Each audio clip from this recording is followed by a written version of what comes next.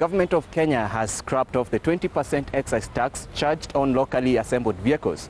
This is in efforts to reignite a sector that has slowed down since the year began due to unfavorable taxes and the uncertainty around interest rates. For more on this, we are joined by Adil Popat, the CEO of Simba Corporation.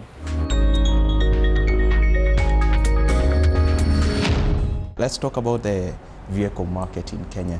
We saw new sales for new vehicles dropping in the first half by almost 30%. Just give us an understanding of what exactly was happening in the industry during that period.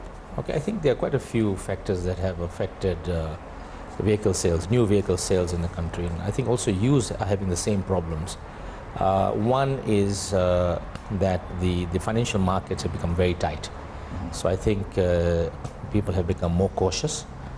We've had some banks that have collapsed, and that has put a lot of pressure on people borrowing money. So a lot of the money was sucked out of the market.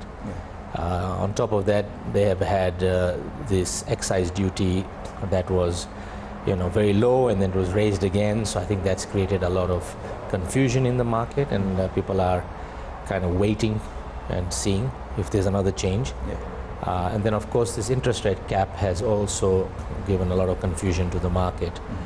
How the banks react in going back into the asset financing side of their business is again really confusing to the market. You mentioned the issue of tax, excise tax, but the government has clarified that in the Finance Act 2016 by saying that the excise tax will not be levied on vehicles assembled in the country.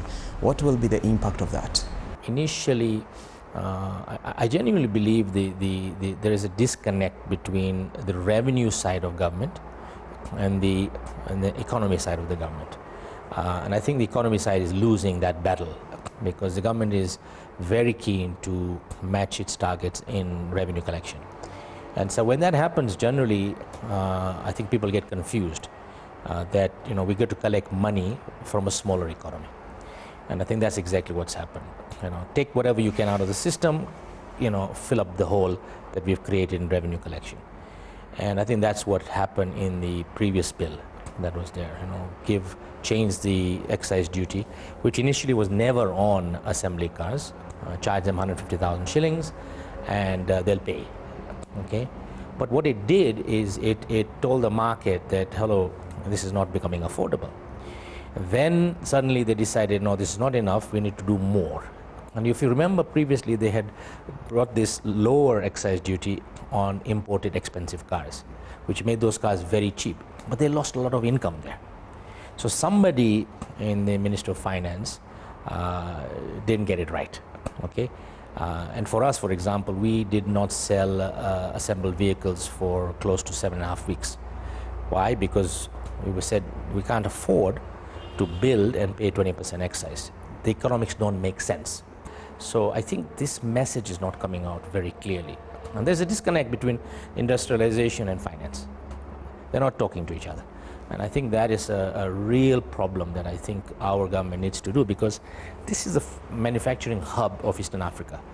And we got to support that hub, if we really want those jobs.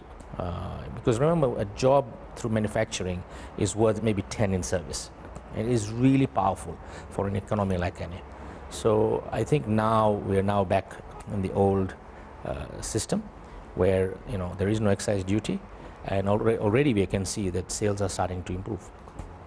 All right, just talk to us about that, the improvement of sales after they announced. I know it's just a few weeks back, not really long time ago, but how has business turned out now, and what would be your expectations going forward?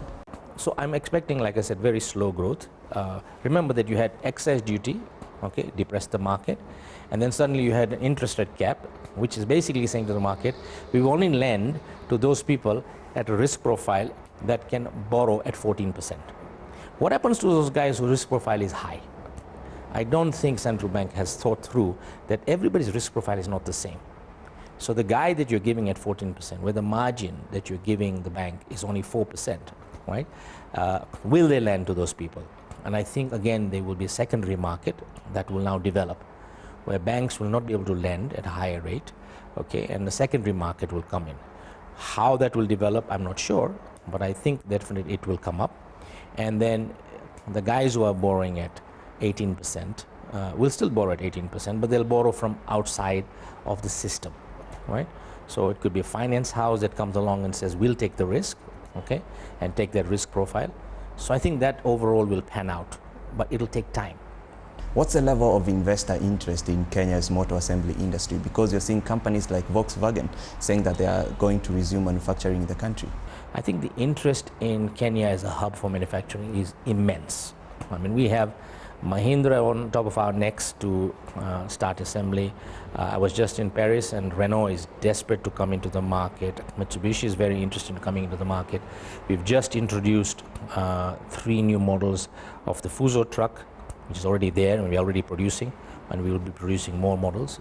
Okay, so interest is great. The problem is, what is the incentive the government is giving? And the government is not doing much. They need to sit down and say, I need to attract these guys. And as long as you have 8-year-old vehicles coming in from outside, your incentive is very limited, right? Because the Mitumo market kills the new car market. So what's happening there?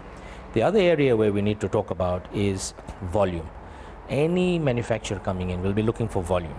If they don't have volume, they can't make their ends meet. They can't produce at a level which is economic.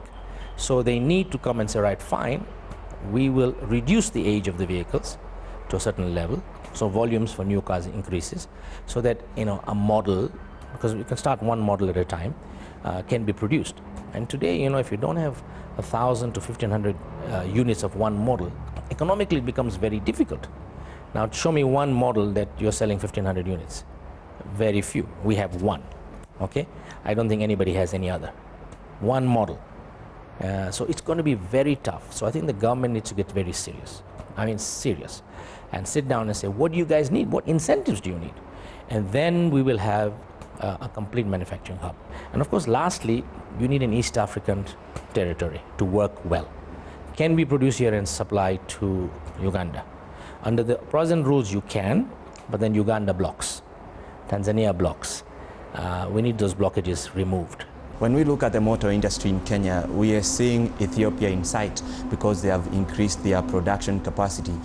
Are we losing an opportunity to them? Because you just mentioned a number of challenges that the Kenyan motor industry is facing. No, we are not losing. I mean, Kenya is still a big market, okay, in terms of new vehicles. Ethiopia's philosophy is slightly different. Ethiopia is a centralized economy where the government pulls and pushes the buttons.